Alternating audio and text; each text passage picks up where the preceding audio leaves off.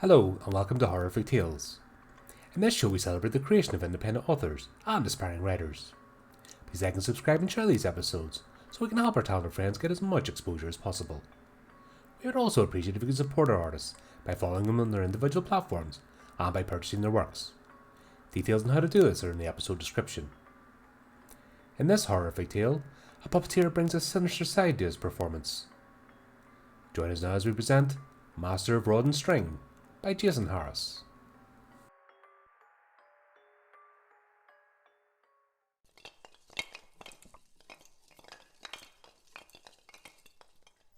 While Sonja's fingers spun like a spider, cocooning a helpless fly, Angelique performed a gliding, acrobatic and mesmerizing waltz. Sonja's own feet slid quietly over the floor. She wore flat black ballet shoes that Uncle Pavan must have purchased to help her technique be flawless. When Sonja had finished, Uncle Pavan bellowed, "Isn't she tremendous?"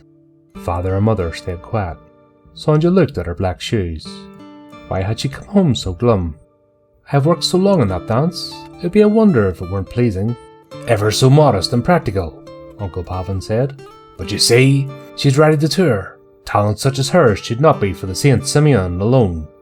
Father opened his mouth to speak, but did not say a word, when Mother pointed at Sonja. "You're bleeding," Mother said. "Just my thumbs." Sonja sucked at one, then the other. Angelique's perch also had flecks of blood from where Sonja's bitten thumb oozed on the polished wood. "No." Mother pointed to the back of Sonja's dress, the red splotch that soaked from her groin down her leggings. Sonja's eyes were watery, and her face blanched when she rushed to the bathroom. Peeling like a ghost nearing a stall in dissolution, Mother followed her. The rest of us waited till Mother and my sister reappeared. Still pale, she looked down at her flat ballet shoes, as if some secret answer lay between them. Mother frowned. "Please, you must keep her better. Sonja is not a little girl anymore." "No," Uncle Pavan said, his broad thumb stroking the base of his chin. "She is not. And you've come to take her even further away from us. Can she not at least visit more frequently?" Father's bloodshot eyes glared at my jovial uncle. Pavan, hands folded behind his back as he paced the room, spoke as if lecturing to an audience at the theatre or advising an official committee. "Although her early childhood was enriched by the wholesome mirth, farm life does not permit full dedication to the art. Her fingers would lose their subtle feel of string and rods. Tutors from all over the world work at our school, and Sonja is our most prized pupil.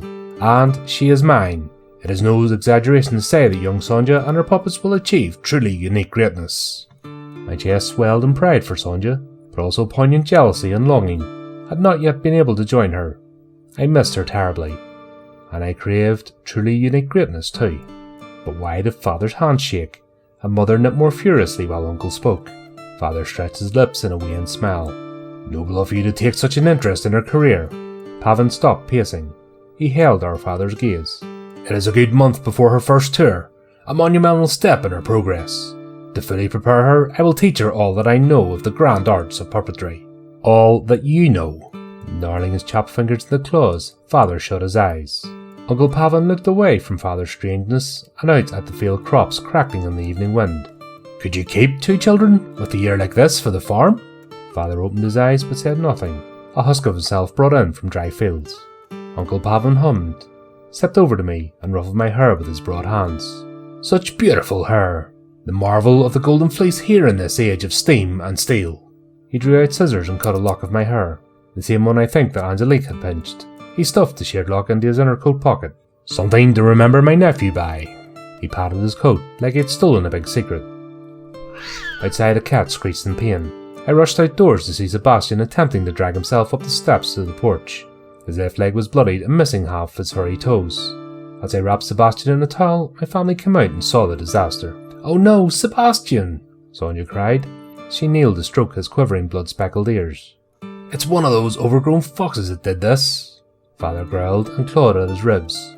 Uncle Pavan watched me pet poor Sebastian. Then he pulled out Ganuja from his coat. Why did Sonja duck as if dodging a wasp? Jealous that I finally received my own puppet present? Uncle Pavan sat Ganuja on the wicker chair. "Ganuja, I trust, will be of some comfort." As Sebastian yelled his final wails of anger, pain, and fear to the mucus-coloured moon, Father did not object that I had something to cling to. The house was no home after Sonja's departure, which felt like a second death, following us so soon after the lethal mauling of Sebastian. Because Father set traps for rats that invaded our farm, Now that Sebastian's watch had ended, I became accustomed to the bodies of dead rodents.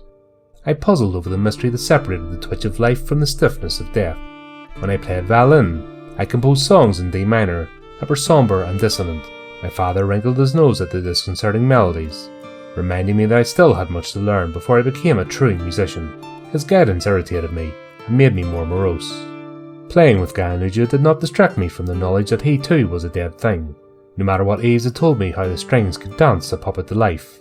However, that old macabre notion of the puppet's dance of blood still intrigued me. I thought of Sebastian's still fresh corpse buried in the corner of the carrot field beneath the columnar poplar tree. Wires, Eves had said, ran the lifeblood from the puppeteer's veins to his avatars of cloth and strings. Had Sonja's bitten and bleeding thumbs helped Angelique dance? The violin lessons, not surprisingly, were doomed to come to an end. When father roared through the house upon discovering his polished mahogany instrument stripped of his visceral strings, the last thing he might have suspected was that I had attached those strings to poor Sebastian, to whom I tried to give life back by pinching the strings between my bleeding thumbs, moving each paw, one at a time, a step closer to the milk dish. But even though I pricked my thumbs first with mother's sewing pins, so they bled at least as much as I'd seen Sonja's, it was no good. I heard father refer to the strings as threads of catgut, but I'd always thought that it was an expression referring to how the violin sometimes whined like a feline. Years later, I would reflect on my failure at reanimating puppetry. I would consider that because the violin strings were not conductive metal, but mere catgut after all, that they could not transmit the electric pulses of life. Dead cannot bring back dead. My wretchedness at my technical failure was compounded by the shock of what father did next. After staring in amazement at how I had attached myself to Sebastian, he cursed and called me a monster. Father pulled away the red violin strings, seized Sebastian by his tail, and swung him through the window. Poor Sebastian catapulted out into the muddy field. As I cowered and clutched at Ganuja for support, father tore the puppet from my arms. He yanked apart each of his dangling legs, and, crushing the torso and head between his calloused hands, hurled the only thing that I thought I could rely on out into the dark night. His voice rasped horribly. "There! Let that be an end to such damned foolishness!" "If it were only so easy," mother said. She shook her head at my father. "Didn't you see how he took the boy's hair?" Instead of rising to comfort me as I bawled like an infant buried alive, mother's lips pressed together and she kept knitting a sweater of red triangles and blue olive-like eyes. I ran outside. Tears mixed with bloated drops of rain and slid past my eyebrows down my sniffling nose. Clouds flickered with skinny veins of chalk-white lightning as I staggered into the field of withered stalks and fell to the mushy ground. A ripping report of thunder crashed as I got back up from the clench of thick muck. I squished around the perimeter of the field and found Sebastian, his body twisted into a matted mess of fur, his protruding tongue rough against my grasping fingers. My thumbs stung as I stroked his fur, pinching between the grooves of his clawed paws. Snivelling, I wiped my nose and pressed my cheeks to his whiskers, hugged the still cuddly texture that covered the wet frame of bone and sinew. Feeling the stiffness, I hurled at the strobing flashes of storm and squeezed my fist till nails bit past soil and grit. Both hands bled, and then, as I paused in the dry heaves of my affliction, I saw the glint of crimson eyes. Ganuja looked upon me. His back was supported against one of the wooden stakes, propping up an overripe tomato plant. Its rusty dry rotted flute blighted by grubs and drought, Ganuja appeared almost serene despite missing his legs. I crawled towards him and cut my right hand on a sharp rock near the base of the stake. As I hissed and raised my hand, the blood dribbled into Ganuja's sagging face. Mildew scented already from the pervasive dampness. I patted his filthy tricorny hat and winced at the sensitivity my recent injury had awakened. "Elias!" My parents stood in the doorway. They searched for me in the raging storm. It was father who called out, but mother walked with him into the veil of rain and blast of wind. I lay numb watching Ganuja and rubbing my fingertips against my bloody thumbs. In the whip of wet gusts I saw Ganuja's head dip to the left, as though he were curious about my plight. And when I felt myself lifted by my parents, carrying me like some funeral burden, or sacred cargo, losing weight and gravity as though preparing to float up into the blurry sky, I glanced backwards towards the receding line of ruined crops, and I knew I saw Ganuja's placid face quiver into a smile. Those glassy red eyes stared after me, not with the fellowship that I longed for, nor the malice that I feared I recognized, but with an appetite for that which I did not yet understand. A week later we were leaving Saint-Simon and moving to Marseille. No, we couldn't wait until the end of summer. No, we didn't have time to say goodbye to Sonja. We had to move now, Mother gave me a sewing kit and demanded I wear the sweater she'd knit with the blue staring eyes and red triangles, a traditional design her gypsy grandmother had taught her. Mother said it would keep me safe from malicious glares. I told her it was not Halloween, and witches would not be out with their evil eyes. She shook her head and explained that there are other things in the world that could bear down on a boy, make him a helpless slave to a malign will. A compliment from a false heart, she said, has more deadly venom than an insult from a proclaimed enemy. To humour her, I took the sweater, and I packed up the kit of needle and thread as well, for I did not sneer at the essential craft of sewing, which I recognised as an asset to shaping, stitching and costuming puppets that would one day be my prized companions. I could not understand these forces that pulled me from the world beyond. How was it that Sebastian and Sonja should be taken away, and I should have to leave the very house where I had grown up with the wheat and corn and my darling sister? The only thing that I did not regret was losing Ganuja.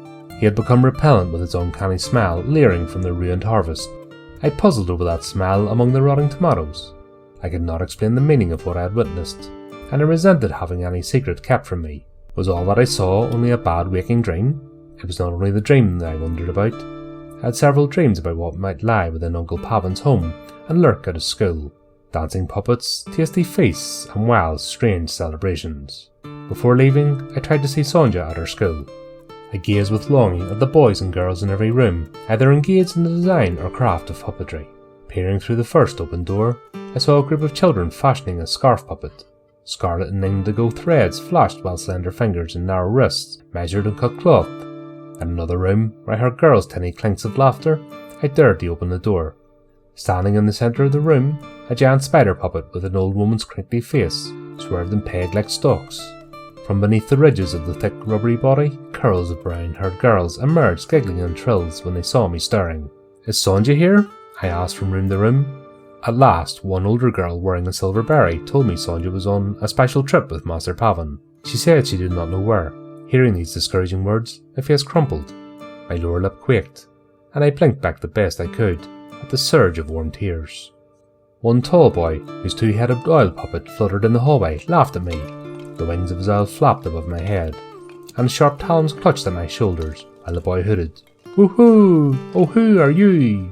Where are you going? Boo! Hoo-hoo!" This taunting and frightful attack, performed with an enviable dexterity I did not yet possess, combined with my frustration and grief at not seeing my sister, drove me into paralysis. I huddled against the wall, covering my defeated eyes with my hands. "Let him alone, Desmond," the older girl said. "He's Sonja's little brother." Desmond's dark eyes narrowed. Both heads of the owl puppet swiveled to regard me. "So what? He's not a student here. He's not good enough to get in. He's a nobody." One of the owlbeaks nibbled at the ends of my fleecy bangs until I batted the puppet away. I looked up at the smirking, spiky-haired tormentor, and my blurry eyes cleared. Despite Desmond's scurry assault with his baleful bird, now that I had calmed down, I was not quite so impressed with his showy puppetry. Nor was he ready to fight. His hands were hidden in the sheath of the owl puppet, one hand controlling each head, which bobbed simultaneously at me. I rushed forward and hit him in the gut. Still smirking, he staggered back and glared. "I'll teach you who nobody is!" I screamed, a loud voice from a small boy. "Stop this!" The girl barged between us, her silver berry glistening over her smooth hair. I hurried away before Desmond could hit me back. I had no doubt he could hit harder than me, but Desmond never withdrew his hands from his puppet. Instead, he hooted, and those damn bird heads turned and turned, yellow eyes watching, wings flapping, talons twitching. "You're a nobody, and your sister, she's a whore!" I clenched my fists and fled the halls of the school. The words burned as I made my way onto the cobblestone lanes. How could he say such things? Why did God let horrible kids be chosen above me? Why did Uncle Pavin take Sonja away on a special trip? I muttered prayers to St. Simeon for guidance, for a reunion with my sister. In sullen despair and stung pride, I wandered through the streets, a lost soul.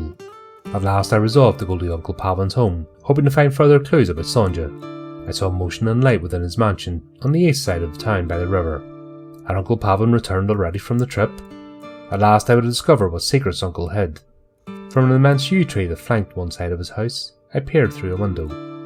Uncle sat in a robe of what looked like scarlet silk before the fireplace. He dangled a marionette in one hand and gripped Sonja's wrist with the other. I could not see my sister's face to see if she might be suffering, or what exactly my uncle was doing with her. I edged along the yew's thick branch and stepped onto the parapet, so I could see better. Something hung from the strings near the fireplace. Ganuja, still dirty, and his red eyes had been torn out. I still felt the living gaze of the vacant sockets upon me. I shivered. As orange flames blurred and waved in the fireplace, Uncle Pavan, now bird-chested, but coloured with jagged inky angles of arcade etchings in his flesh, pulled at the strings of the dancer, Angelique shining with starry specks hanging from her cottony hair. Then Angelique stepped forward and seemed to dance by herself.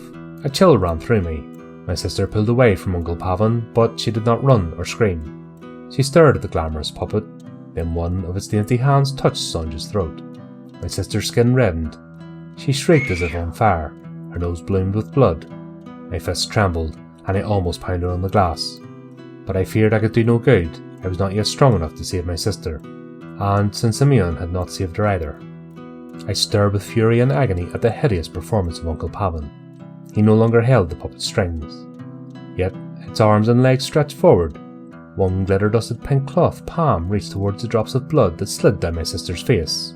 I held my breath, astounded that the rumours of Uncle's living puppets were true, and I raged inside, as if hot wires twisted within my chest, to see that my sister should be so grotesquely used.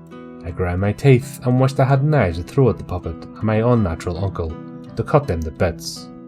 Angelique's slender neck twisted as she suddenly turned towards me. Simultaneously, Ganuja began to swing from his fireside perch like a conscience pendulum. I practically fell in shock.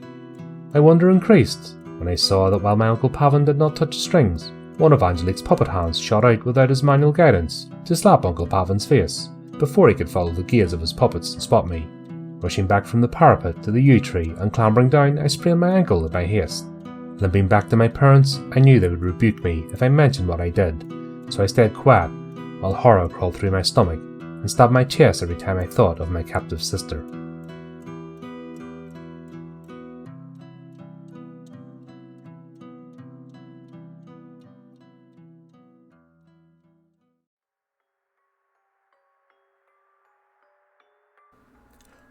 Well, we hope that you enjoyed our latest horrific tale. If you want to keep up to date with future episodes, then subscribe to our YouTube channel and follow our social media pages. You can also give the channel support by visiting our merchandise store and picking up some of our items. We would also appreciate it if you took a moment to support our contributing artists, who very kindly lend their talents to the show. Check out the links in the description to see how you can do this. Well, that just leaves me to say, until next time, my friends, keep it creepy, keep it horrific.